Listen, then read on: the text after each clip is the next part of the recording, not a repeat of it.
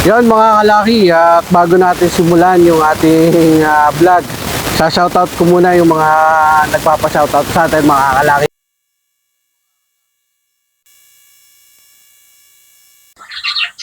Good morning mga kalaki, good morning po sa inyong lahat at mapagpalang araw ng Sabado mga kalaki. At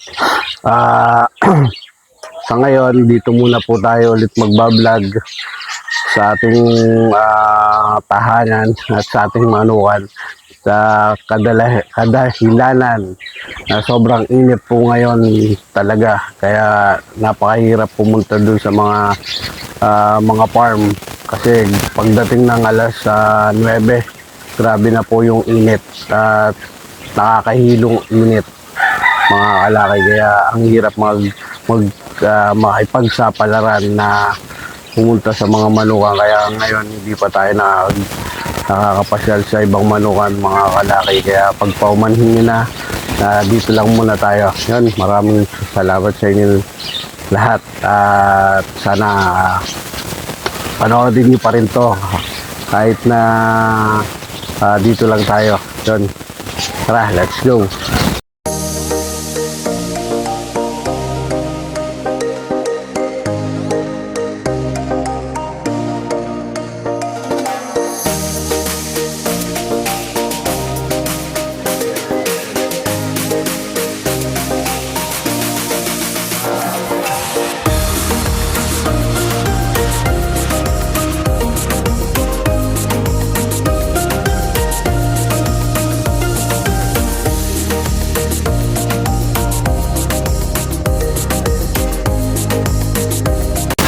Yon mga kalaki, at bago natin simulan yung ating vlog, sa-shoutout ko muna yung mga nagpapa-shoutout sa atin mga kalaki. Yan, shoutout nga pala kay Sir Jay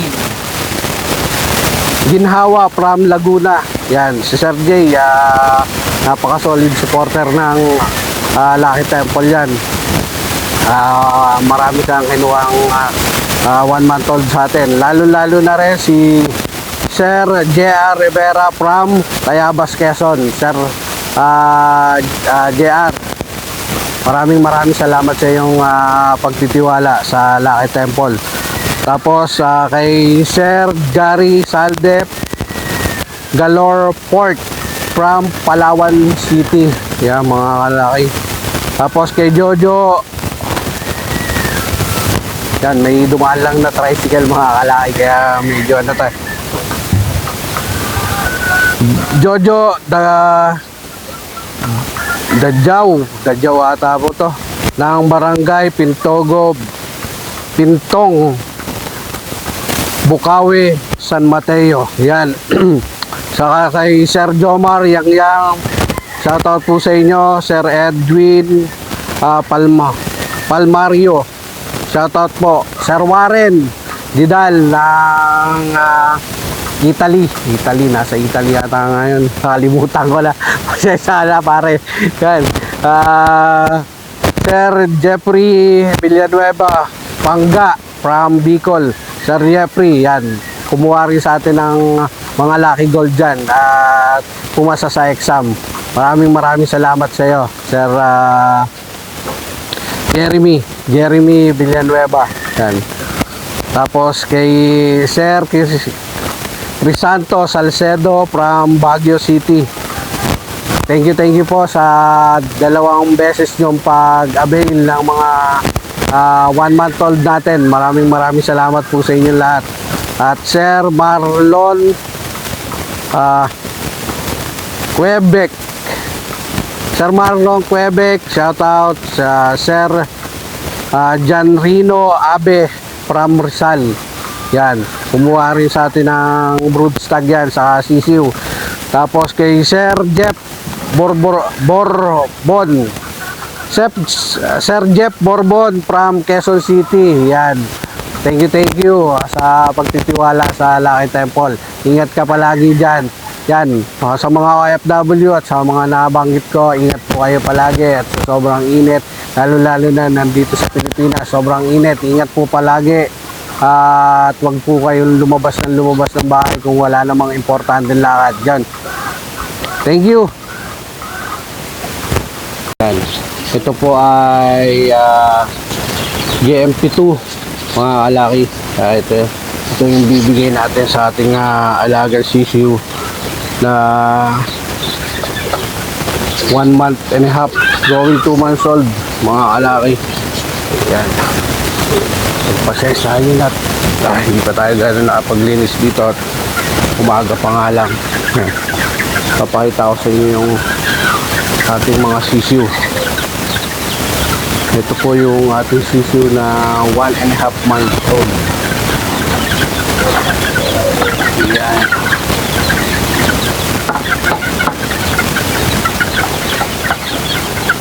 Ito natin ng ng paglalagyan pagkain.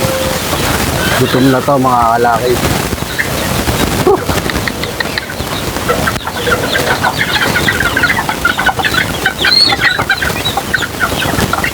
Yan.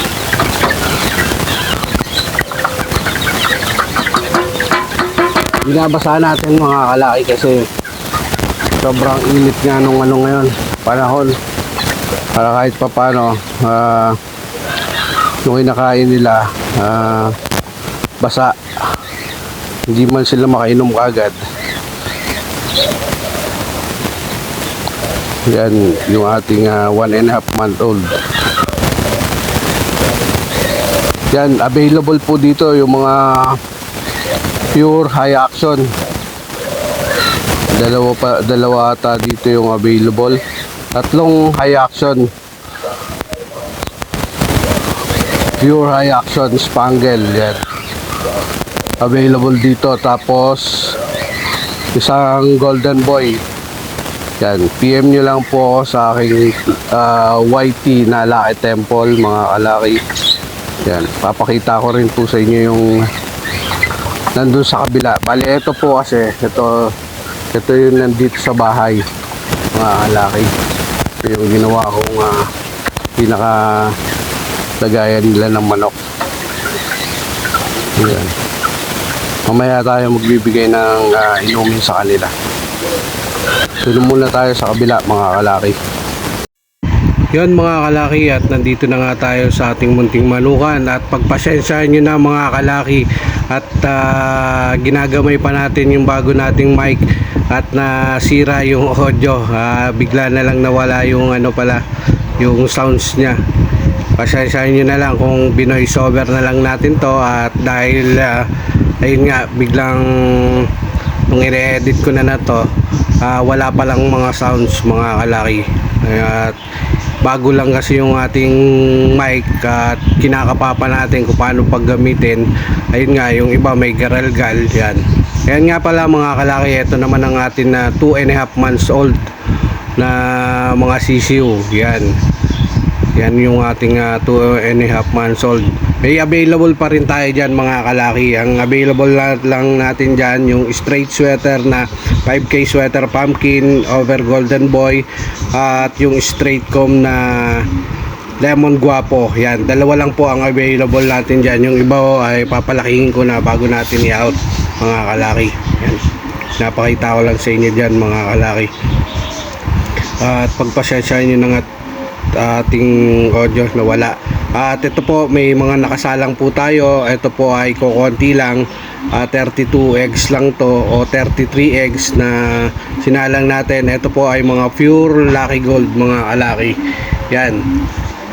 Sa mga nakakalam o nakapanood nung ating huling vlog kung bakit tayo nagsalang ng mga Lucky Gold, yan.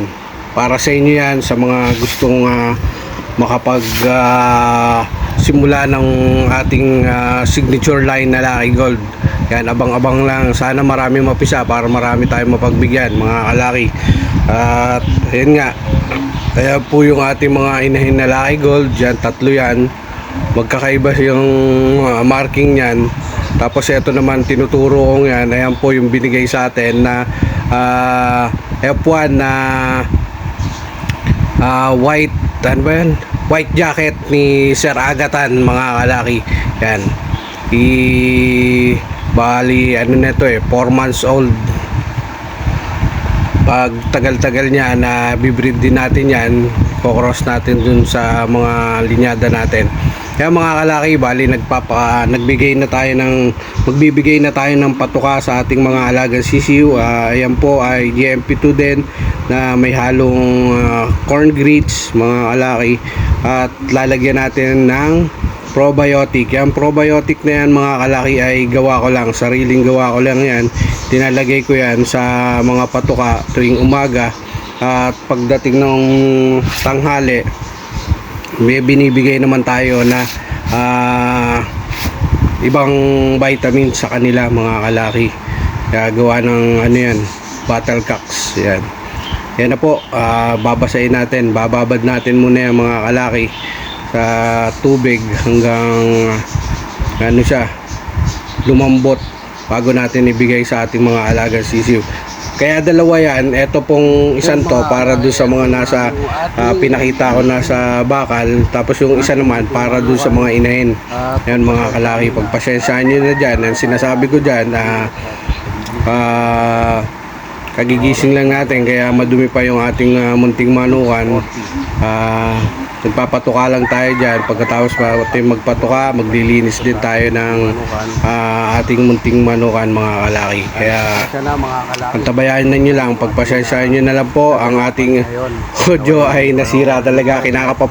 Kinakapapa po natin yung ating bagong bili na mic, at kung paano nga natin magagamit ng maayos, at yung garalgal niya kung paano mawala. Ayan mga kalaki, magpapaturo tayo dun sa ating mga kaibigan na vlogger na may ganyan din na ganyan ding mic. Yan. Alam po yan ng mga nandito sa Pilipinas. Pagpasensyahan nyo na, at ito lang muna ang ating vlog, at medyo madaldal na naman si Kalaki. Yan. Dahil hindi nga tayo makapagpunta sa ibang manukan mga kalaki dahil sa sobrang init, grabing init. Kung nandito ka sa Pilipinas, alam mo yan, alam nyo yan kung gaano kainit. Kahit sang lupalop ka pa ng Pilipinas, alam nyo kung gaano kainit po dito. Yan. Subscriber natin na OFW. Tapos yung mga nasa ibang bansa naman, siguro malamig sa kanila ngayon, mainit din. Ingat-ingat na lang sa paglabas mga kalaki. Pag kayong basta lalabas, lalo na kung wala namang importanteng lakad. Lalo na kung nandito kayo sa Maynila. Ako bihira ho talaga ako lumabas. Lalabas lang ako pag magpapatuka ng mga manok. Yan mga kalaki, papakita ko lang din sa inyo dyan yung mga alaga na kalapati ng aking anak. Yan po yung mga alaga niyang kalapati. Ayan yung ginawa nating kulungan para dun sa kalapati niya mga kalaki. Yan.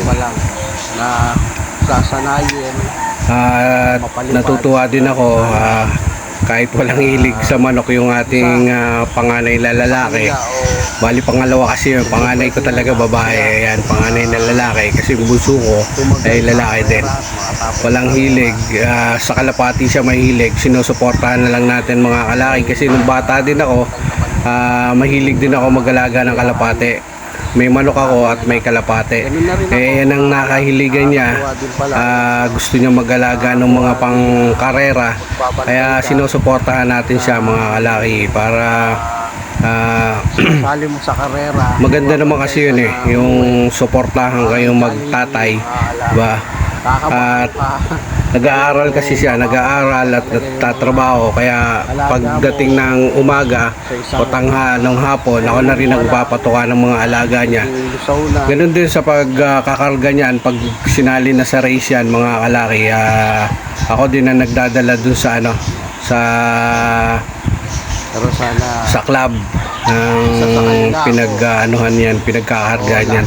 At sana lang isa sa kanila ang magtagumpay pagdating sa race yan.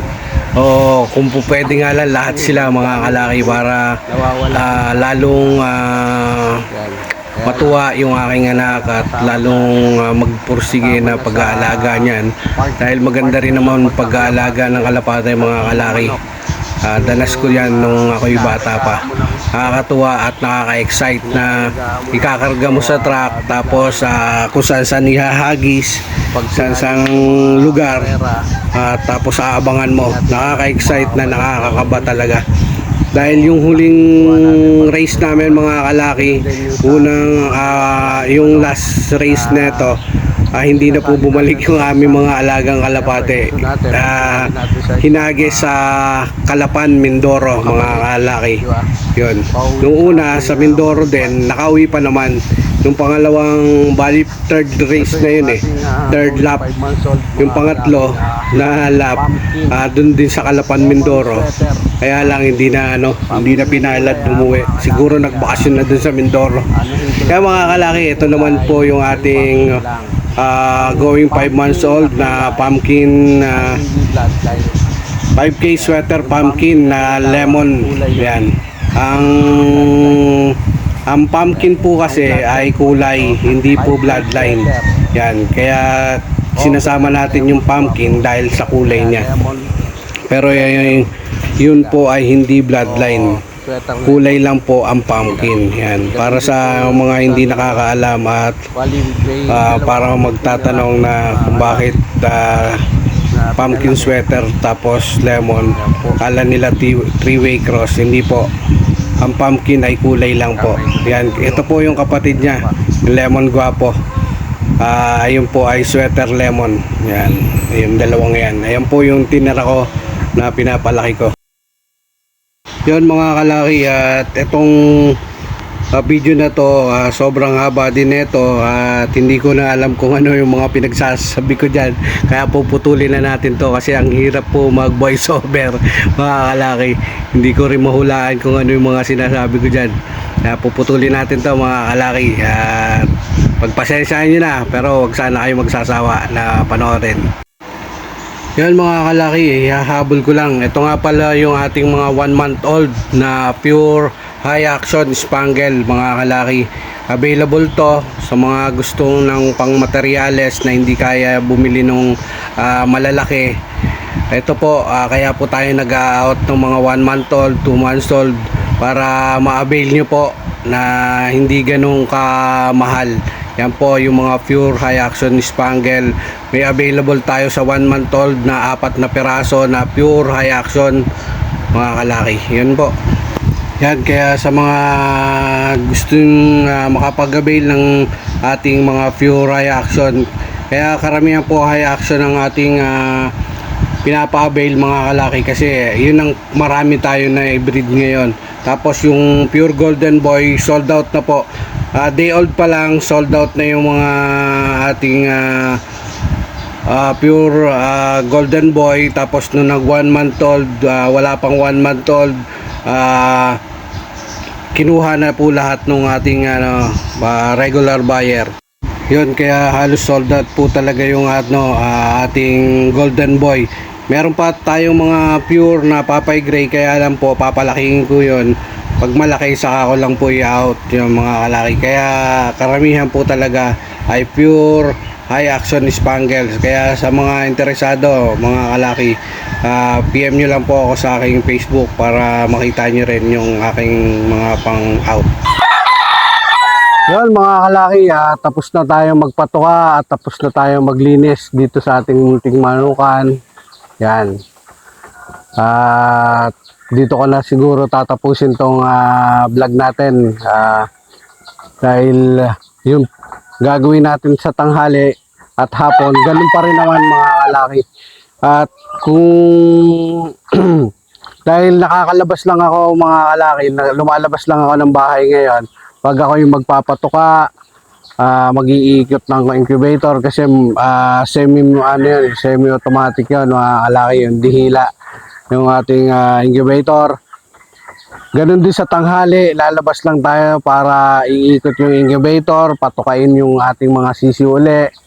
At pagdating ng hapon, ganun din yung ating routine mga kalaki. Dahil sa sobrang init nga, hindi ako gano'n naglalabas ngayon mga kalaki dahil ang hirap na. Mahirap na po dahil sobrang init. Grabeng init po talaga, grabe. konting lakad lang nga pagdating ng tanghali ko, konting lakad lang. Grabe, tagaktak yung pawis natin mga kalaki.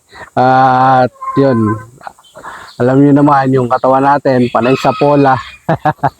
Panay sa pola lang mga kalaki. Kaya konting galaw lang, talagang tagaktak yung pawis. Saka yun nga, pawisin din tayo.